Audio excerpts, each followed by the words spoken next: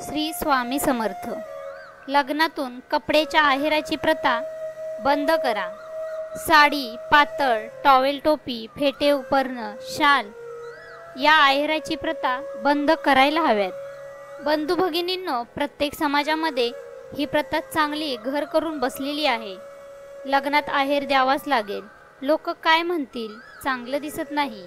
आहेर म्हणजे 200 रुपयाची साडी, रुमाल, नॅपकिन, टोपी, फेटे, शाली, उपरणे, ज्या वस्तू कुणीही कधीच वापरत नाहीत। आपल्या समाजात लग्न अशा प्रसंगात कपडे, साडी घेण्याची प्रथा सर्वांनी आपल्यापासून बंद करावी व त्या प्रसंगी पूर्वीप्रमाणे रोख आहेर देण्याची प्रथा पाडावी।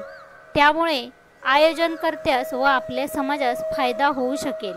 आपण आहेर म्हणून 100, 200, 500 किंवा 1000 रुपयाची साडी किंवा कपडे, ड्रेस मोठ्या प्रेमाने देतो, परंतु ते कपडे कुणीही वापरत नाहीत।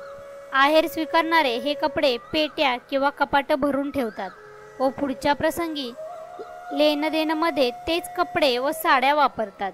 अशा प्रकारे वेळ आणि पैशाचा अपव्यय करण्याशिवाय कोणालाही काहीही मिळत नाही।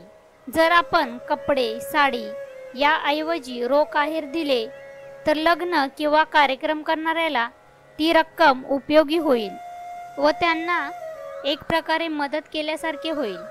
आज आपल्या समाजात अनेक गरीब कुटुंब आहेत, त्यांना खूप फायदा होईल।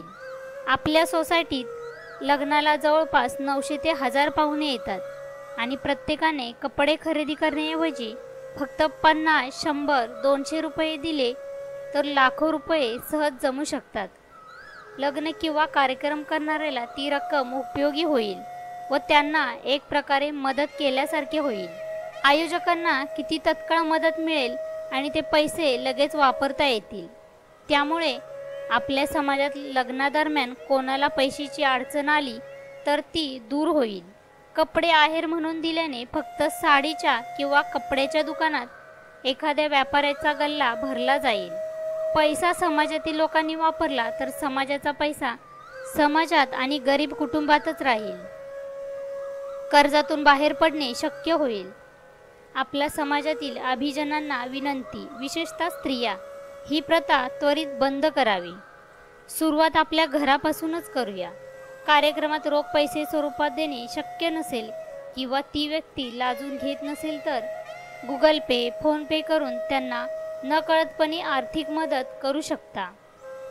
आपल्या घरी लग्न प्रसंग असल्यास आपण आमंत्रण पत्रिकेत खाली एक लाईन जरूर लिहा, कोणत्याही प्रकारचे साडी, कपड्याचे, भांड्याचे आहेर स्वीकारले जाणार नाहीत। त्यानंतर कुणी कपडे अथवा साडी आणल्यास ती प्रेमाने परत करा, घेऊ नका। आहेर प्रथा बंद करण्यात समाजातील सर्व प्रतिष्ठित व्यक्तींनी समाज प्रबोधन करून मदत करावी। भाऊबंदाचे नाकावर टिचून लग्न झालं पाहिजे असा बाऊ करून आपण जो अवास्तव खर्च करून कर्ज फेडण्यासाठीच आयुष्य घालवतो, त्याला आळा घालण्यासाठी पुढाकार घ्या। आपले निर्णय आपण स्वतःच घ्या। आपल्याला आमचा व्हिडिओ आवडल्यास लाईक, शेअर आणि सबस्क्राईब नक्की करा।